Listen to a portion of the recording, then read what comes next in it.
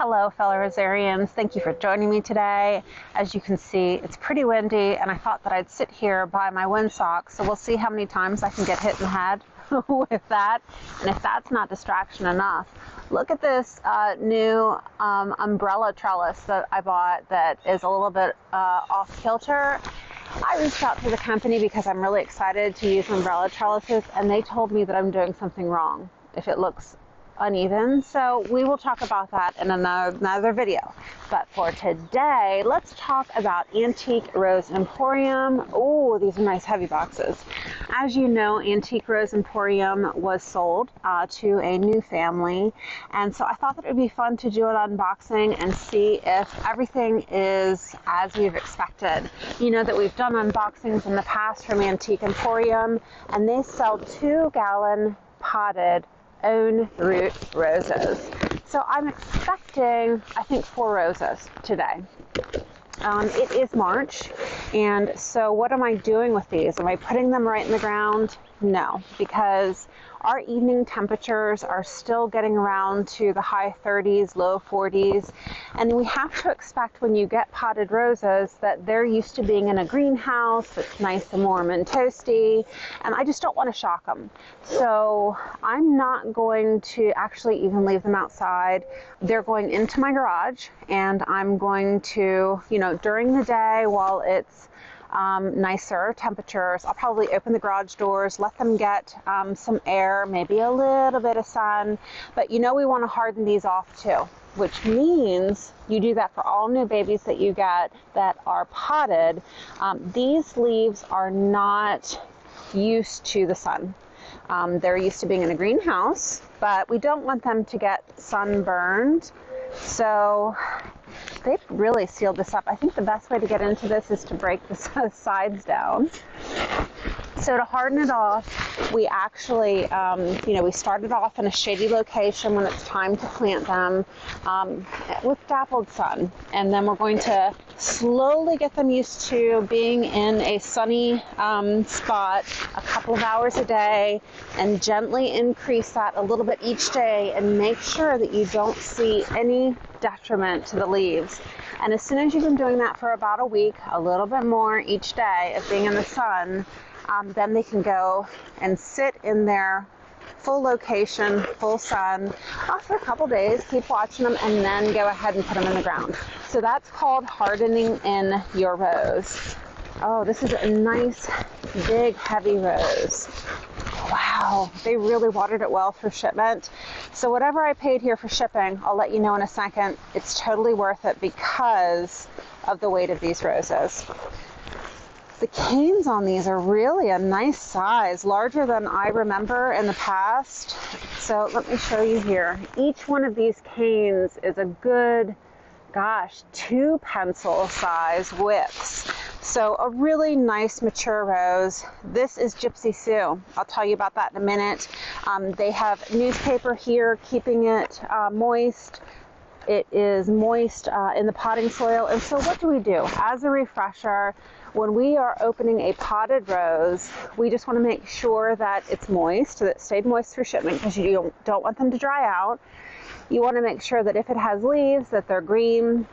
The canes are green, and you just want to make sure that nothing looks like it's got insects, pests. Make sure that you get the grade that you wanted, and I know that I got, and when I say grade, this is a 2-gallon size. So this looks like a great rose. So we'll talk about Gypsy Sue in a second.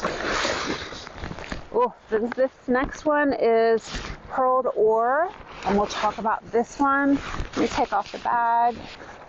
Again, the soil is nice and moist on this. I'm looking and not seeing any pest, no black spot. And as I mentioned to you in some of my previous videos, when roses get subjected to humidity in a box through shipment, they may leave the nursery without black spot, but because of all that humidity buildup, they could end up showing that they have black spot when they get to you. So what do we do if they have black spot? It's not a big deal. Don't call the vendor upset. We're just going to defoliate it, and I've got a link here for you on how to do that. And within 2 weeks, you should have pretty leaves flush out again. again, depending on the month. It might take a little bit longer during their season when they're just starting to grow, but this one here looks great. All right, I've got some paperwork with my pricing. We'll talk about that in a minute. Another rose that is watered in very well.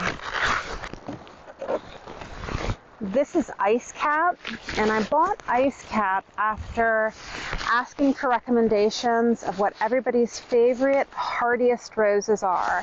Ice Cap is a Mayan rose, and if you've been watching my channel for a while, you know that I really like Cortez roses and Mayan, and I partner with Star Roses because I love their roses so much, and they love my zone. I'm in Maryland, zone 7B. This one looks good. I don't have any black spot and no issues on this one. They've done a really nice job packing these up. This is White Pet. White Pet I saw when I was on my trip to England.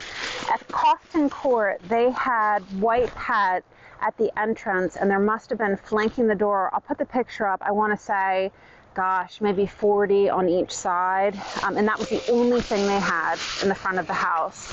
So I wanted to get this rose to remind me of that trip. Let's take the newspaper off. Once I get these inside, I am going to water them through again, and the water will help to insulate them while they're in the garage. All right, so looking at this, I don't have any kind of pest or disease. I do see one leaf here, one leaf set that has black spot, but now it's gone, and this rose looks great. Don't worry about me throwing that in my bag because I'm still working on cleaning everything out. Okay, last one. You guys want to take one guess? If I got one rose, what would it be? Dun, da, da, da. It's Bliss Parfuma. I know. You guys are asking right now how many I actually need. I don't know. I don't know that I hit that number yet, but I love Bliss. And I know in the garden that I have down here, I have at least 15, I think, in that garden down there, and I maybe have 15 out by the driveway. It's just, for me, an amazing rose, and I can't say enough about it. Between the health, I love the color, it's just, it makes my heart sing. So here we are with Bliss. Let's get a look at it. And this one's got a really nice cane here. And then the others are just slightly smaller, but I think that the rose overall looks really good. So without further ado, let's start looking at this paperwork, and then I'm going to read the descriptions to you. So the roses were $22.95 a piece. The shipping was $22 on one box because I had two boxes. Now we need to look at this. I need to remind myself from my videos from last year with Antique Rose Emporium. They have on here that it's a 6-month guarantee. For some reason I was thinking it was a year, but I could be wrong. So 6-month guarantee now with the new owners. Let's see, if it dies within 6 months, they will make a one-time refund of the cost of the shipping to replace the same rose, but we have to give them the plastic tag. So you're going to want to keep the plastic tag with your labels, and then you are going to get, it's going to cost you $5, and they will send you a new free rose. Let's read what else they've got on here. Keep the plastic rose tag, plant in the full sun for 6 hours, give it ample water, don't acclimate in the shade. Well, that's interesting. So I don't know why they're saying that, and if that's new or if I'm just noticing it now. You guys, I disagree. You've got to acclimate your rose to shade. Can you imagine if you were in, say, 90 or 100 degree weather out there in Texas or, Southern California, and you just pop these babies with, tender growth into the sun? I can't imagine. And I hate disagreeing with people, but you know, decide on your own what you need to do. Now, I mean, with all of these directions that you get from a vendor, you could void their warranty, I guess, if you don't follow them. So I can only give you my guidance and my suggestion. I would definitely harden it in. And then it says, hold nor grow roses indoors. I don't know what that means, N-O-R. Hold, N-O-R, grow roses indoors. I don't know. I'm guessing that they're saying do not grow it indoors. Let's see for planting if there's anything different there. It needs at least 6 hours of drained soil. Remove it from the plastic container. Add 2 to 3 inches of compost. Water it deeply. Fertilize after the rose is established. So at 1 month, they say that you can start fertilizing it. If you're going to be putting it in a container, there's no differing directions there. So, all right, let's look at the next. Okay, this one is, again, everything was $22.95, Gypsy Sue, Pearl, and White Pet, and the shipping on this was $30. It was well worth it, you guys, with the, you know, the weight of these roses for the shipping on them. All right, so let's get into the descriptions really quick. First, we're going to talk about Ice Cap. Ice Cap is a very small plant that has double white flowers that open from pale pink buds.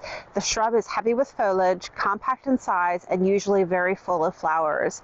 An ideal candidate for border plantings or in containers, and they show that it's 2 to 3 foot in size. Okay, the next one that we're going to look at is White Pet. White Pet is 2 to 3 foot in size and a perfect little container rose or edging plant for rose borders. White Pet rarely grows much over 2 feet tall, and it's equally as wide. The large clusters of small white fully double rosettes are fresh and charming against the abundant dark green foliage.